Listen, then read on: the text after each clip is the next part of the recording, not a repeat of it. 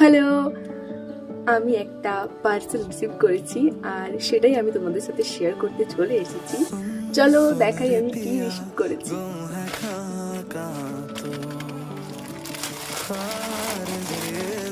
আমার না এই ড্রেসটার প্রতি আলাদাই একটা ভালোবাসা ছিল। আমি ঠিক যেমনটা দেখেছিলাম তেমনটাই এসেছে।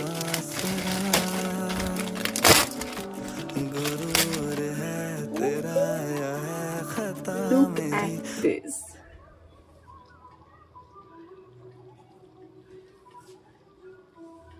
চলো আমি এটা পরে এসে দেখাই কেমন এসেছে।